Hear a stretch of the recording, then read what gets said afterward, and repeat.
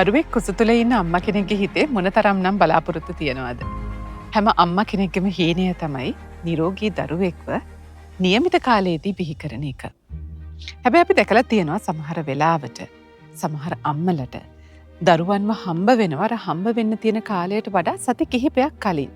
ඉතින් මෙවැනි නොමේරු දරුවන් විවිධ අවදානම් තත්ත්වවලට ලක් වෙනවා. විවිධ සංකූලතාවලට විවිධ ප්‍රශ්නවලට ලක් වෙනවා. සමහර අවස්ථාවලදී වෙන දරුවන්ගේ ජීවිත පවා නැති වෙනවා.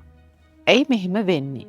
ඇයි සමහර අම්මලට මේ විදිහට නියමිත කාලයට කලින් දරුවන්ව හම්බ වෙන්නේ? මේ අවදානම් අපිට කලින් දැනගන්න බැරිද? ඒ අවදානම අපිට වළක්වා ගන්න බැරිද? මේ සඳහා ප්‍රතිකාර තියෙනවද? අද මේ ගැන තමයි අපි සයිබර් ක්ලිනික් වලින් කතා කරන්නේ. මේ ගැන ඔබට හොඳ පැහැදිලි කිරීමක් කරන්නේ අපේ රටේ සිටින ඉතාමත්ම දක්ෂ වෛද්‍යවරයෙක්. ඔහු ප්‍රසව සහ නාරිවේදය පිළිබඳ විශේෂඥ වෛද්‍ය මහාචාර්ය ටිරාන් ඩයස්.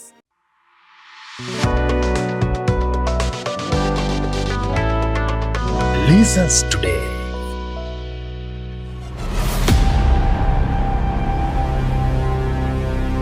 ගර්භණී අවස්ථාවේ ඉන්න අම්මා කෙනෙක් හැම වෙලාවෙම කැමති දැනගන්න මොනවද බඩ ඇතුළේ ඉන්න දරුවාට තියෙන අවදානම් තත්ත්ව කියලා.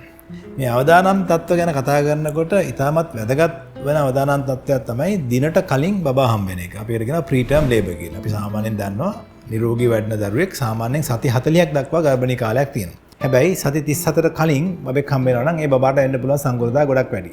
ප්‍රධාන වශයෙන්ම ඒ බබා බේබි කාමරයට යන්න පුළුවන් තියෙන අවදානම වැඩි වෙනවා. බබාට හුස්ම ගන්න වේගය වැඩි වෙලා ඒ සම්බන්ධයෙන් සංකෘතතා ඇති වෙන්න පුළුවන්. ආසාදනය යන තියෙන අවදානම වැඩි වෙන්න පුළුවන්. ලේවල සීනි ප්‍රමාණය පාලනය පිළිබඳව ප්‍රශ්න ඇති වෙන්න පුළුවන්. ඉතින් අපිට කලින් ඉඳලා අඳුර ගන්න පුළුවන් නම් මොන අම්මද වැඩි අවදානමක් තියෙන්නේ අඩු කාලෙන් බබා හම්බෙන්න අපිට ඒකට අවශ්‍ය කරන ප්‍රතිකාර කිරීමෙන් ඒ අවදානම අඩු කර ගන්න පුළුවන්. ඒකෙන් ප්‍රෙග්නන්සි එකේ අවුට්කම් එක රැකවලා ගන්න ක්‍රමය වැඩි දියුණු කර ගන්න පුළුවන්. දැන් අපි මේ ප්‍රීටර්ම් ලේබර් නැත්නම් අඩු කාලයෙන් අඩු මාසෙන් බබාලා හම්බෙන එක එහෙම නැත්නම් සති 34ට කලින් බබාලා හම්බෙන එක අපි කොහොමද හොයාගන්නේ? දැන් මේ අවස්ථාවේ අපි ගර්භණී අම්මා කෙනෙක් අපි ගාවට මුලින්ම බුකින් විසිට් එක නැත්නම් මුලින්ම ප්‍රෙග්නන්සි දැනගත්තට පස්සේ අපි ගාවට ආවම අපි සායනිකයේ ඉතිහාසය හොයනවා. ඒ කියන්නේ අම්මට කලින් බබාලාගේ කොහොමද හම්බෙලා තියෙන විදිය ගැන බලනවා. එතකොට ඒ අම්මට කලින් බබෙක් හම්බෙලා තියෙනවා නම් අඩු කාලෙන් ඒ අම්මගේ අවදානම ගොඩක් වැඩි මේ පාරත් ඒ වගේම ප්‍රශ්නයක් ඇති වෙන්න. එතකොට එහෙම අම්මා කෙනෙක් අපි ගාවට ආවොත් අපි සායනීය ඉතිහාසය සටහන් කරගෙන සති 12න් කරන NT ස්කෑන් පරීක්ෂාවේදීම පරීක්ෂා කරලා බලන ආයේ ගැප් ගෙල කොහොමද දිගද කොටද කියලා. එතකොට ගැප් ගෙලේ උස සෙන්ටිමීටර 2.5කට වඩා අඩු නම් ඒ සහ ඒ අම්මට සායනිකව ඉතිහාසයක් තියෙනවා නම් කලින් බබෙක් අඩු කාලේ හම්බෙලා මේ පාරත් එයාට ලොකු අවදානමක් තියෙනවා ඒ ප්‍රශ්නේම ඇති වෙනවා. ඒ සඳහා දැන් ලෝකයේ විද්‍යාත්මක සාක්ෂි විද්‍යාත්මක කරුණාකාරණා අනුව තහවුරු වෙලා තියෙන්නේ. ඒ අවස්ථාවේදී අපි ගැප් ගෙලට මැහුමක් දැම්මොත් ඒ ගැප් ගෙල මැහුම හින්දා එයාට මේ අඩු කාලෙන් බබා හම්බ වෙන අවදානම ගොඩක් අඩු කරන්න පුළුවන් කියලා.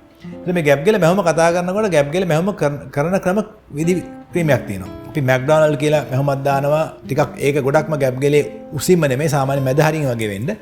ඒකෙදි ඒ තරම් සංකෘතතාවක් මතුවෙන්නේ නැහැ. හැබැයි ඒක ශක්තිය අතින් ගත්තාම අර අපි ඊට වඩා උඩින් දාන ශිරොඩ්කා කියන මැහුමට වඩා අඩුයි. හැබැයි ශිරොඩ්කා මැහුම දාන ටිකක් ටෙක්නිකලි අමාරු මැහුමක්. මොකද අපිට ඕනේ මුත්‍රාශය පොඩ්ඩක් ඉස්සරහට උඩට විච්ඡේදනය කරලා උඩට කරලා පුෂ් කරලා දාන්න ඕනේ.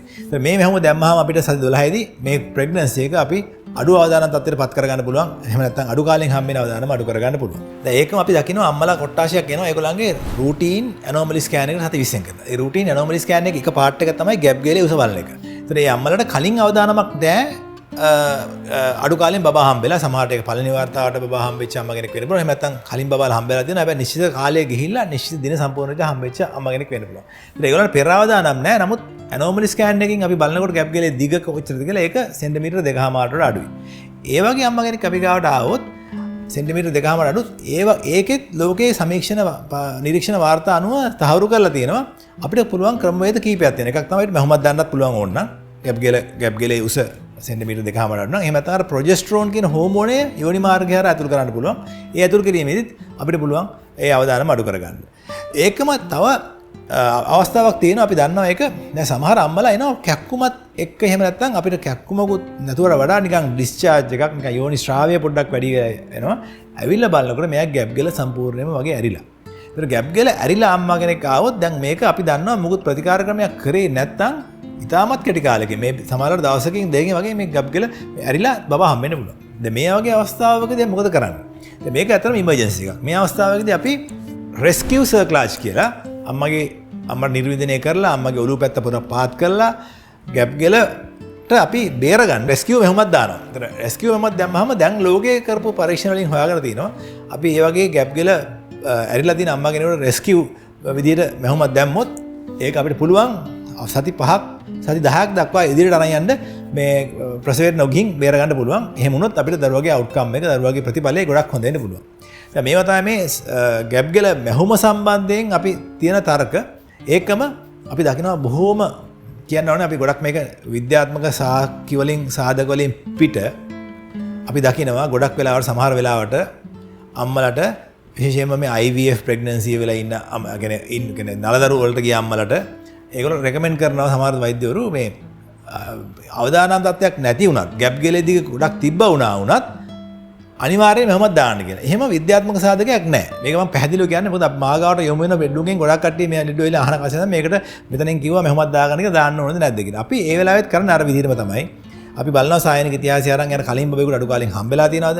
එහෙම නැත්නම් ගැප් ගෙලේ දිග බලනවා ගැප් ගෙලේ දිග හොඳට තියෙනවා නම් ඒක අනවශ්‍ය ක්‍රියාවලියක් මෙහෙමත් දාන එක හේතුවක් නැතුව. ඒකින්ද හේතුවක් නැතුව ගැප් ගෙල මෙහෙමත් දාන්නේ නැහැ. විශේෂයෙන්ම තනි බබා ඉන්න අවස්ථාවේදීවත් එහෙම නැත්නම් නියුන් දරු බඩේ පිළිසිඳගෙන ඉන්න අවස්ථාවකදීවත් අපි හේතුවක් නැතුව ගැප් ගෙලට මෙහෙමත් දාන්න යන්නේ නැහැ. අර මං කිව්ව හේතු දෙක තමයි ගැප් ගෙල එක්ක කුඩා වෙලා කොට වෙලා තියෙන්න ඕනේ. එහෙම නැත්නම් අපිට කලින් මොන හරි සායනික ඉතිහාසයේ තියෙන්න ඕනේ කලින් බබෙක් අඩු කාලෙන් හම්බෙලා.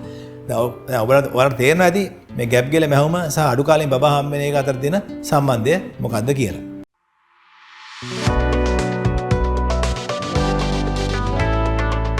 Lisa's Today.